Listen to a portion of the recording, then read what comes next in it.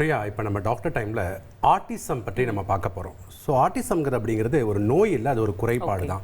So அந்த குழந்தைங்களை autism பாதித்த குழந்தைகளை எப்படியெல்லாம் நம்ம பாதுகாக்கணும், அதுக்கு சில ஆலோசனைகள் எல்லாம் டாக்டர் சொல்ல போகிறாங்க. யார் அந்த டாக்டர் பார்த்துடலாம். பல துறைகளில் சாதிக்கிறார்கள் என ஆட்டிசம் நிபுணர் டாக்டர் விஜயானந்த் தெரிவிக்கிறார். அதனை தற்போது பார்க்கலாம்.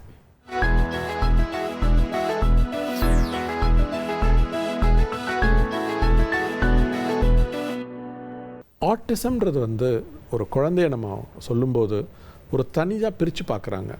ஆக்சுவலாக ரியல் ஃபேக்ட் என்னன்னு பார்த்தீங்கன்னா, majority of the business successful person நீங்கள் எடுத்துக்கோங்க, ஆண்டர்ப்ரனர்ஸ்ன்னு சொல்லுவாங்க, அவங்க எல்லாருக்குள்ளேயும் மினிமல் ஆர்டிஸ்டிக் ஃபீச்சர் இருக்குது.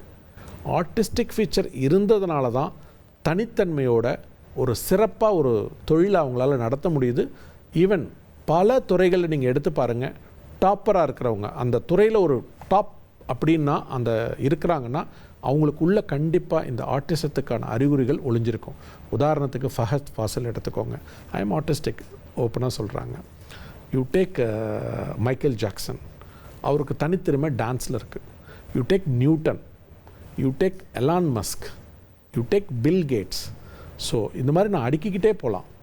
எந்த துறையாக இருந்தாலும் அந்த துறையில் தனித்தன்மை உள்ளவங்க, அவங்களுக்கே அது தெரியாது. இந்த வீடியோ மூலமாக அந்த இன்ஃபர்மேஷனை நான் ஷேர் பண்ணுறேன். உங்களுக்குள்ளே ஒரு மைல்டு ஆர்டிஸ்டிக் ஃபீச்சர் இருக்கிறதுனால தான் நீங்கள் அந்த தனித்திறமையோடு இருக்கிறீங்க.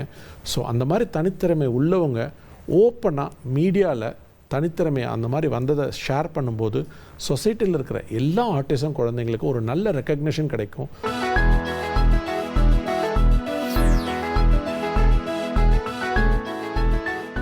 ட்ரெண்டை ஃப்ரெண்ட் ஆக்கிக்கோங்க. தந்தி டிவியின் சப்ஸ்கிரைபர்ஸ் அண்ட் ஃபாலோவர்ஸ் குடும்பத்தில் நீங்களும் இணையுங்க.